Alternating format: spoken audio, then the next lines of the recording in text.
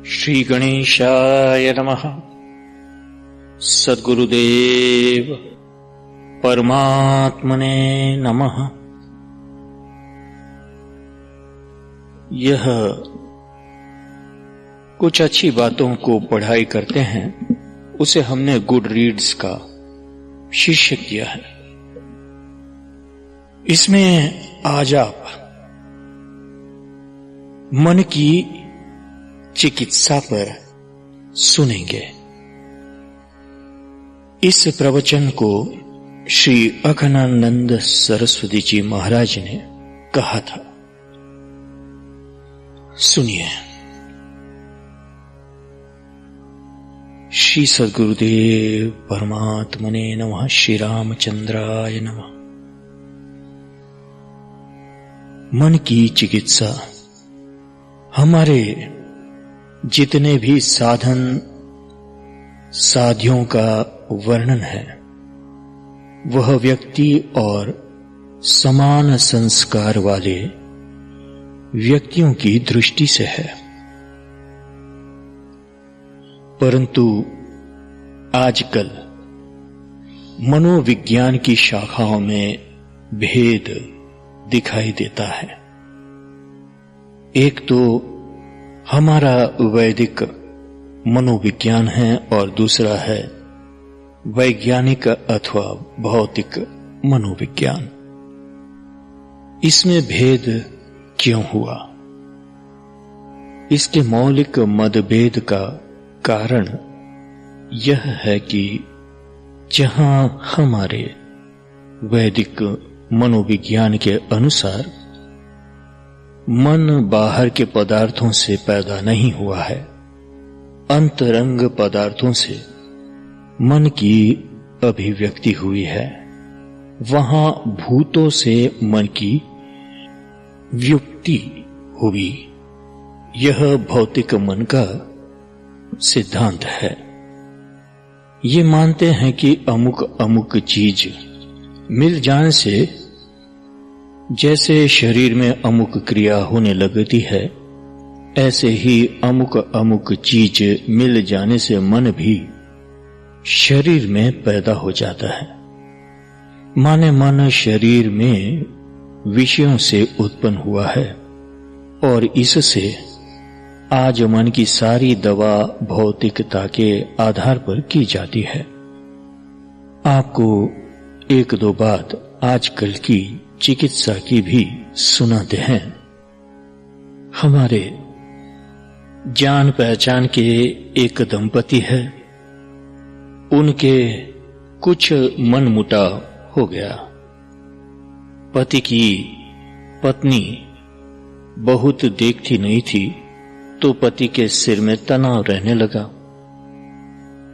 उसको लगे कि हमारी बुद्धि तो गड़बड़ा रही है, तो वह एक मनोवैज्ञानिक डॉक्टर के पास गए। डॉक्टर ने उनको सीधी सलाह दी कि घर में तो तुम्हारी पत्नी है, पर तुम अपने लिए अलग एक लड़की और रख लो। थोड़े दिन तक तो उनके मन में हिचक रही, क्योंकि जरा हिंदू धर्म का संस्कार था। फिर जब देखा कि हम पागल ही हो जाएंगे, तो उन्होंने सचमुच एक लड़की रख ली। थोड़े दिन तो ठीक चला, परंतु धीरे धीरे वह लड़की पैसा खींचने लगी। 6 महीने में ही उस लड़की से भी मन मुटाव होने लगा। फिर आया सिर में तनाव कि अब क्या करें। फिर उसी डॉक्टर के पास गए कि अब क्या करें। तो उस डॉक्टर ने उन्हें सलाह दी कि उस लड़की को छोड़ो और तीसरी रख लो। हम कल्पना करके यह बात बिल्कुल नहीं कर रहे हैं, घटना बिल्कुल सच्ची है।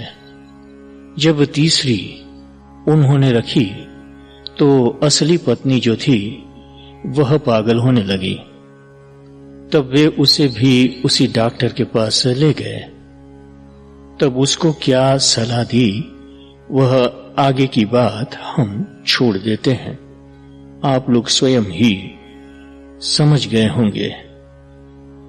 हमारा अभिप्राय केवल इतना ही है कि यह जो मन को एक विषय के बाद दूसरा, फिर तीसरा, फिर चौथा, अर्थात विषय पर विषय देकर जो शांत करने की पद्धति है, हम नहीं समझते कि इसमें कौन सा सांस्कृतिक विज्ञान है, कौन सा सामाजिक विज्ञान है, कौन सा धार्मिक या आध्यात्मिक विज्ञान है। इसको जो बोलते हैं व्याधि प्रत्यनीक चिकित्सा। एक होती है हेतु प्रत्यनीक चिकित्सा और दूसरी होती है व्याधि प्रत्यनीक चिकित्सा। व्याधि प्रत्यनीक चिकित्सा माने क्या? हम आपको अपने बचपन की एक बात बताते हैं। हम कभी रोने लगते कि हमको अमुक चीज चाहिए। घर के लोग क्या करते कि गुड़ लाकर हमको दे देते कि यह खाओ। हम गुड़ खाने लगते तो चुप हो जाते, खुश हो जाते, और जहां गुड़ खत्म हुआ कि फिर रोना शुरू हुआ। नहीं, हमको तो और चाहिए। तो मन को थोड़ी थोड़ी देर के लिए कुछ दे देकर बहला देना, यह मन की सच्ची चिकित्सा नहीं है। अब दूसरा सिद्धांत देखो, जो कहता है कि भौतिक पदार्थों से नहीं, कामना से मन बना है, डिजायर्स से। इसके प्रवक्ता है फ्रॉइड, जो कहते हैं कि मन में काम से ही सारी की सारी वृत्तियां उठती है। हम भी इस बात को जानते हैं। इसका मूल भी अपने शास्त्रों में है। विवाह में एक मंत्र पढ़ा जाता है, को अदात कस्मै अदात,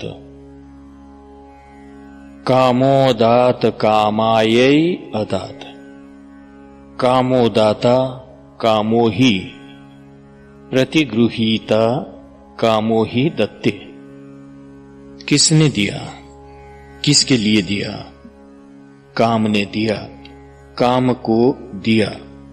जब बाप ने कन्यादान दिया तब उसके मन में भी काम था, और जब वर ने कन्या का प्रतिग्रह किया तो उसके मन में भी काम था। दोनों के भीतर कामना ही काम कर रही थी, कर रही है। परंतु फ्रॉइड का सिद्धांत कुछ अलग ढंग का है। वे तो यहां तक कहते हैं कि जब बच्चे पर थाप देते हैं, उसको चूम लेते हैं, तो उसको जो खुशी होती है वह भी काम रूप ही है। तो काम से उत्पन्न हुआ मन, मनोवृत्ति और संकल्प, तब बिना काम पूर्ति के वह शांत कैसे हो? माने कामना की पूर्ति को यह आवश्यक मानते हैं। एक तीसरे दार्शनिक है, वे कहते हैं कि विषय की सत्ता होने से काम का उदय होता है, और कामना का उदय होने से बिना हुई सत्ता भी भासने लगती है। इसलिए कामना और वस्तु का द्वंद्व है, जिससे यह सृष्टि चल रही है। अब हम अपने वैदिक दृष्टिकोण को बताते हैं। यह जो हमारे मन में काम आता है, डिजायर्स आते हैं, वह शुद्ध ज्ञान से नहीं आता है। तब कैसे आता है? देखो, आंख का काम केवल घड़ी का समय बताना है। यह घड़ी हम ले लें, यह बताना आंख का काम नहीं है। यह घड़ी हमेशा हमारी आंख के सामने रहे, यह बताना भी आंख का काम नहीं है।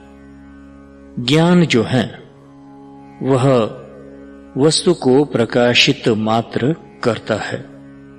उसको अच्छी बताकर चाहना या उसको बुरी बताकर उससे परहेज करना, यह ज्ञान का काम नहीं है।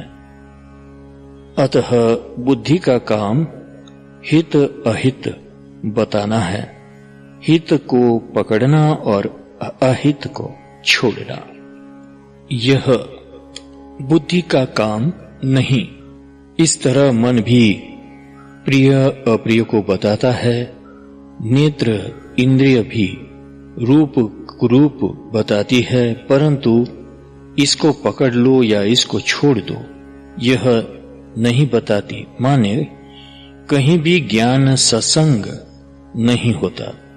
अब प्रश्न यह हुआ कि किसी के प्रति मन का झुका हुआ तो हम उसको चाहते हैं कि यह हमारे साथ रहे, और किसी से नफरत हुई तो मन में होता है कि यह हमारे साथ न रहे। यह नफरत अथवा झुकाव क्यों होता है?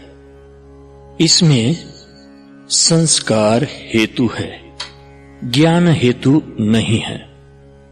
हम अपनी बात कहते हैं कि हम लोगों की स्थिति ऐसी है कि अगर मांस हमको आंख से खुला दिख जाए तो थूकने का मन हो जाए। क्यों? क्योंकि हमारे संस्कार ऐसे हैं। और कसाई की दुकान पर दिन भर मांस का काम होता है और उन्हें थूक नहीं आता है, घृणा नहीं होती है, क्योंकि उनके संस्कार दूसरे ढंग के हैं।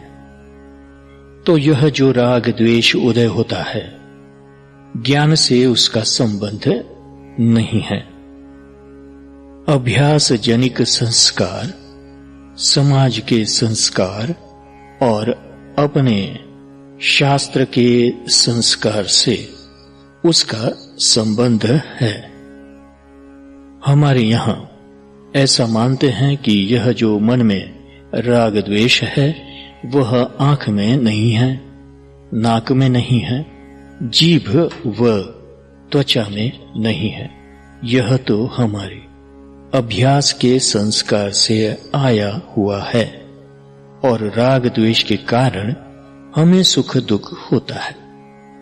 अतः इसमें जो मन है वह मन कितना ज्ञानात्मक मन है और कितना संस्कारात्मक मन है, इसका हमको विवेक करना चाहिए।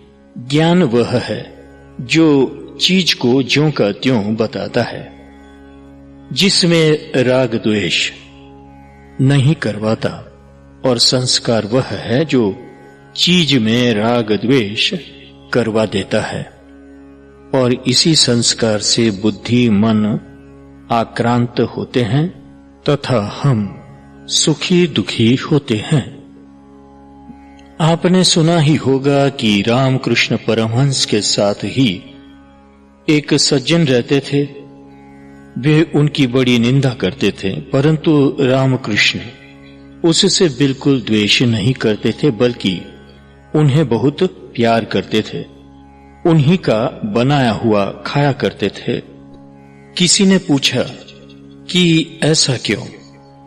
परमहंस बोले कि इसकी वजह से लोग हमारे पास कम आते हैं, हमको शांति रहती है। यह देखो, कोई संसारी होवे तो निंदा करने वाले को मारने ही दौड़े। एक बार की बात है, एक आदमी हमारे पहले बहुत मित्र था। बाद में उसके मन में कब दुर्भाव आ गया इसका पता हमको नहीं चला। उसकी बुद्धि उलट गई। हम जब बनारस में थे वह हमारे पास आया और आकर लोगों के बीच में उसने हमको 4 बात सुनाई। हमको तो बड़ी खुशी हुई कि इसका कितना प्रेम है, कितना अपना समझता है कि ऐसे बोलता है। यहां तक कि उसने हमारा कान पकड़ लिया और कहा कि यहां से निकल जाओ। लेकिन मुझे जरा भी बुरा नहीं लगा। 2-3 घंटे बाद एक आदमी आया और उसने हमको बताया कि उस व्यक्ति ने हमको बताया कि आज मैंने बच्चों का खूब मजा किया। क्या वह यहां आया था? मैंने सारी बातें बताई। सुनकर वह व्यक्ति बोला कि अरे, वह तो तुम्हारा बड़ा दुश्मन हो गया है, उसको कुछ गलत फहमी हो गई है, बड़ा दुर्भाव करता है। अब यह सुनकर हमको बड़ा दुख हुआ। 2-3 घंटे पहले की खुशी सब भूल गई। तो यह जो बुद्धि में अनुकूलता एवं प्रतिकूलता की जानकारी है, यह हमको सुख दुख देती है। कोई हमको रोग दूर करने के लिए दवा देता है तो खुशी होती है कि देखो यह हमसे कितना प्रेम करता है। थोड़ी देर के बाद एक ने आकर कहा कि अरे भाई, वह तुम्हारा दुश्मन हो गया है, तुमको जहर दे गया है, बस दवा वहीं की वहीं। तुरंत मन में शंका हो जाती है। कहने का अभिप्राय यह है कि वस्तु देखकर हमारा मन नहीं बिगड़ता। बुद्धि हमारे मन की प्रेरक है और बुद्धि में भी हमारे संस्कार कार्य करते हैं। अपनी बुद्धि में अपने वेद शास्त्र संप्रदाय समाज के अनुसार जो अच्छा बुरा हम बैठा लेते हैं, उसके प्रतिकूल होने पर हमको बहुत दुख होता है और रोग होता है, तथा अनुकूल होने पर रोग नहीं होता, वह प्रतिकूलता नहीं होती, दुख नहीं होता। इसलिए यह सुख दुख हमारे ज्ञान का काम नहीं, हमारी आदत का काम है। इसके निवारण के लिए भी बड़ी बड़ी युक्तियां हैं, थोड़ी उसकी भी चर्चा कर लेते हैं। आप लोगों ने वाम मार्गियों का नाम सुना होगा। वे कहते हैं कि जिन जिन चीजों के बारे में तुम्हारा यह संस्कार है कि यह काम बुरा है, यह खाना पीना बुरा है, अमुक मात्रा में और अमुक अवस्था में उस वस्तु को स्वीकृति दे दो। माने पूरी तरह से स्वीकृति देना वाम तंत्र में भी नहीं है। सचमुच कोई ऐसा व्यक्ति नहीं है कि जो उसके मन में आवे सो खा ले, मर जाएगा। जो मन में आवे सो कर ले, मर जाएगा। अच्छा, जो मन में आवे सो उठाकर ले आए, वह तो पकड़ा जाएगा। अतः कर्म में, वस्तु के संग्रह में, भोग में और बोलने में एक व्यवस्था होनी चाहिए। जैसे होली के दिन गाली देने की छुट्टी रहनी चाहिए, उसमें समाज सुधारकों की ज्यादा चलनी नहीं चाहिए।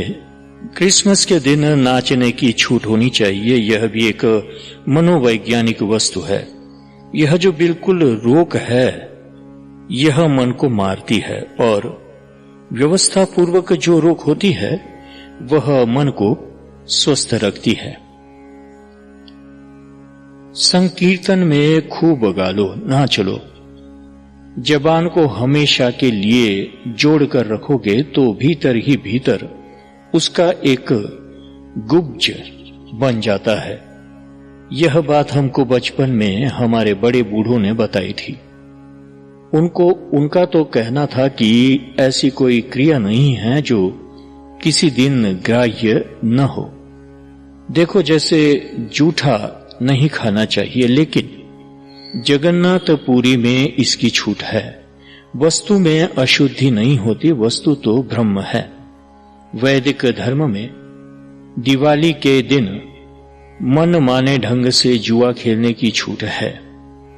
जिन लोगों ने एक क्रिया को धर्म मान लिया, एक तरह की रहनी को ही धर्म मान लिया और एक तरह की वस्तु को ही धर्म माना, उन्होंने हमारे वैदिक मनोविज्ञान को नहीं समझा, बल्कि उसे चौपट ही कर दिया।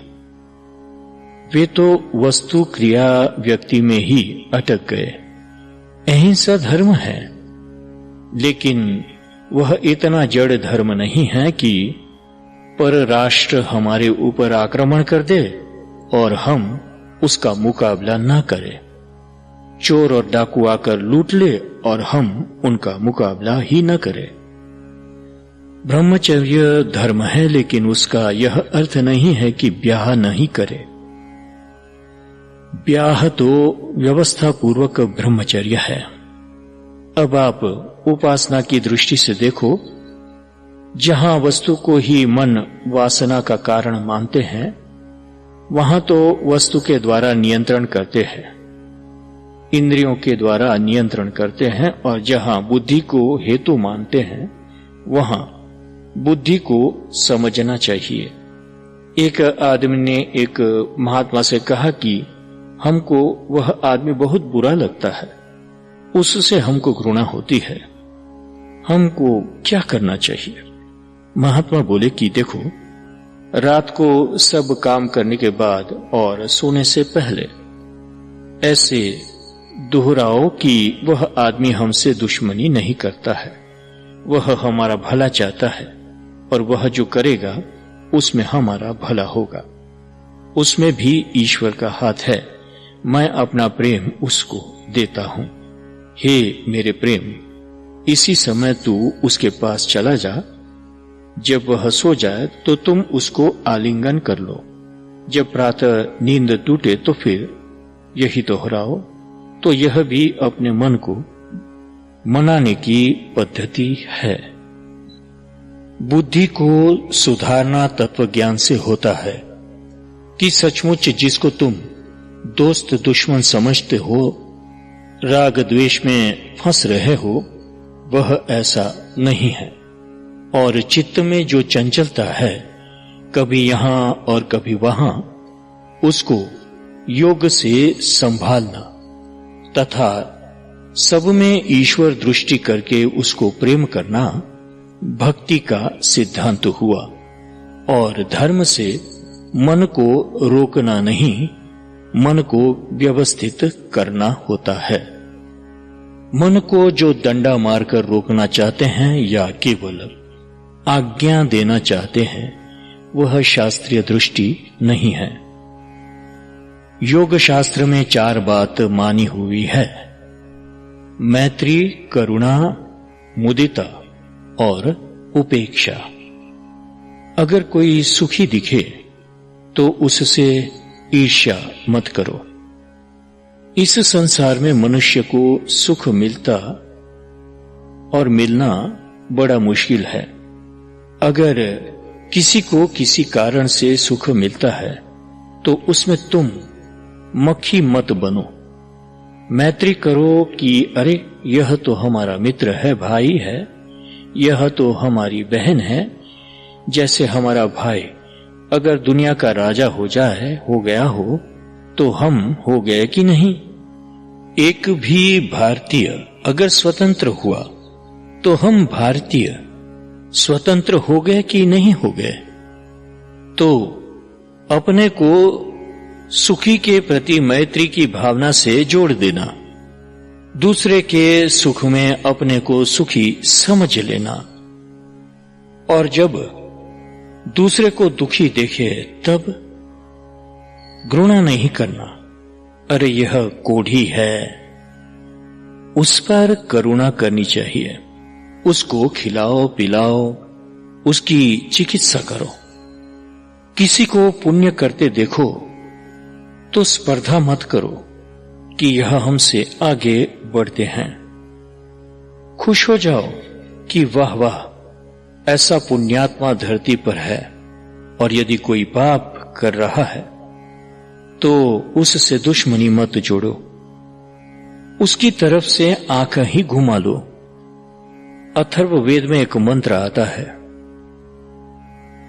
ओम सरुदयम सामनस्य मविद्वेषम कृणोमि वह। हम तुम्हें अविद्विष्ट बनाते हैं, परस्पर कभी विलगाव मत करना, विद्वेष नहीं करना। अपने मन को हमेशा सम्यक भाव में रखना। कहने का अभिप्राय यह है कि संसार में यह जो दुख होता है अधिकांशतः मानसिक ही है। अन्न न मिलने का दुख कम है, कपड़ा न मिलने का दुख कम है, कुर्सी न मिलने का दुख कम है। घबरा करके यह तो मन ही अपना ऐसा होता है, नहीं तो दिन में 17 बार सुखी और 17 बार दुखी ऐसा कैसे हो सकता है? यह मणिराम ही है जो अपने भीतर ही बैठे बैठे कभी दुख कभी सुख बनाते रहते हैं, लेकिन इन पर ज्यादा जोर नहीं लगाना, इनको मनाना चाहिए। इसे चित्त प्रसादन बोलते हैं। श्री उड़िया बाबा जी महाराज तो कहते थे कि रोना आवे तो शांति के साथ उठकर कमरे में चले गए और कमरा बंद करके रो लिया। रोना रोको मत। रो लेने के बाद तुम्हारा चित्त ऐसा स्वस्थ होगा कि क्या पूछना। अगर किसी को गाली देने का मन में आवे तो उसके पास जाकर गाली मत दो। कमरा बंद कर दीवार को गाली देना शुरू करो तो तुम्हारी भड़ास मिट जाएगी और तुम्हारा मन प्रसन्न हो जाएगा। इसी तरह से अपने मन में बहुत प्रेम आवे तो अपने हृदयस्थ जो भगवान हैं उनके साथ वह प्रेम जोड़ दो। अंत में निष्कर्ष यह निकला कि वेदांत की दृष्टि से सब एक है, अद्वय आत्मा, ज्ञान स्वरूप। भक्ति की दृष्टि से सब ईश्वर है, योग और सांख्य की दृष्टि से सब प्रकृति है और भौतिकवादियों की दृष्टि से सब पंचभूत है। तत्व की दृष्टि से सृष्टि में कहीं भेद नहीं है। यह तो हमारे संस्कारों ने हमारे ज्ञान में, हमारे मन में झूठा भेद डाल दिया है और इस भेद भ्रांति के वश में न होकर यदि हम समता के साथ सारे व्यवहार करते चले, आग्रह न करे, जिद न करे, तो हमारा मन हमेशा सुखी रहेगा, प्रसन्न रहेगा। यही इसकी चिकित्सा है। जय सिया राम, जय सद्गुरुदेव। हरि ओम तत्सत, हरि ओम तत्सत, हरि ओम तत्सत। ओम शांति शांति शांति।